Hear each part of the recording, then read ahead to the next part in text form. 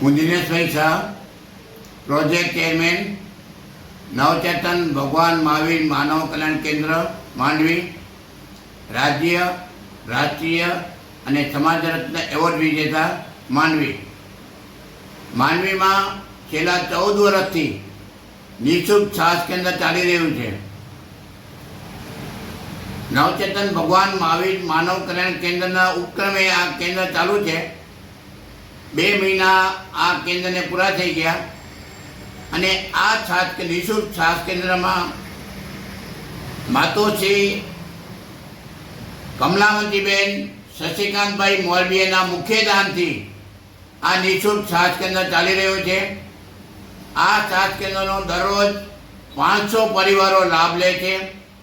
એક પરિવારને 1 લીટર લેખે અમે 500 લીટર દરરોજની છાશ નિઃશુલ્ક આપીએ છીએ. અમારા પ્રમુખ વીજી મહેતા સાહેબ, જેને હમણાં જ કચ્છ શક્તિ એવોર્ડ જાહેર થયો છે અને આવતા મહિનાની 26 જુલાઈએ કચ્છ શક્તિ એવોર્ડ લેવા માટે બોમ્બે જવાના છે.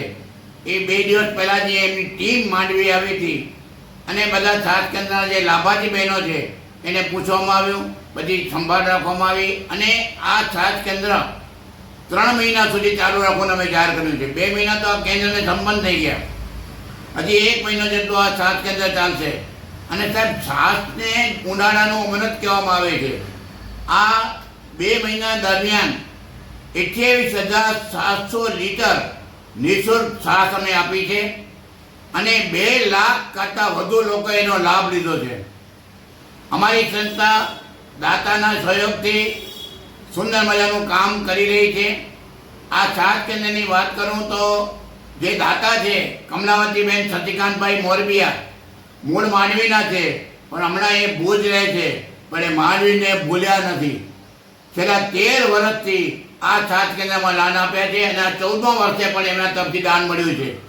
અને આ નિઃશુલ્ક સ્વાસ્થ્ય કેન્દ્રની વાત કરું ને, તમારા વીજી મહેતા સાહેબ દાતાના સહયોગથી ભુજમાં લાલ ટેકરી ઉપર પણ છાશનો પરબ ચાલુ છે. આમ ભુજ અને માંડવી આ બંને જગ્યાએ આ છાશનો પ્રયોગ ચાલુ છે. અમારી જે સંસ્થા છે ને, કદાચ ભારતમાં એવી કદાચ સંસ્થા નહીં હોય. સંસ્થાઓ કામ કરતી હોય છે, પણ અઠવાડિયે એક પ્રોજેક્ટ હોય, કોઈકને 15 દિવસે હોય, કોઈકને મહિને દિવસે હોય. પણ આ સંસ્થા એવી છે કે 365 દિવસ કામ કરે છે અને ખાસ કરીને જીવદયા અને માનવ સેવાનું કામ આ સંસ્થા કરી રહી છે. 16 વર્ષથી આ સંસ્થા કામ કરે છે. નજીકના સમયમાં અમે ઘણા બધા પ્રોજેક્ટ કરવા માંગીએ છીએ. અમારી જે ટીમ છે, માંડવી જે ટીમ આવી છે એની વાત કરું તો જે પ્રમુખ છે વીજી મહેતા, વેલજીભાઈ ગણેશભાઈ મહેતા, જે વેલજી દાદાના નામે જાણીતા છે, એ અહીં આવ્યા હતા. ત્યારે એમની સાથે પ્રદીપભાઈ દોશી, ઓજસભાઈ શેઠ, ભાવનાબેન જોશી અને અમારા મોતાભાઈ, હિરેનભાઈ, ચંદુરાભાઈ, આ આખી ટીમ આ અહીં આવી હતી. અને બધી જ અમારો મોહનભાઈ ગઢવી પાસેથી છાશ, અમારી જે છાશ છે ને એ કોઈ પાવડરની છાશ નથી. અમે દૂધ જમાવેલી છાશ છે, ડેરીમાંથી છાશ લઈએ છીએ અને છાશ સરસ મજાની છાશ અમે આપી રહ્યા છીએ.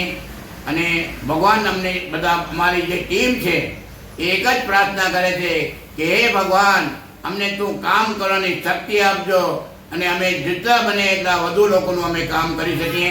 અસ્તુ. જય જિનેન્દ્ર.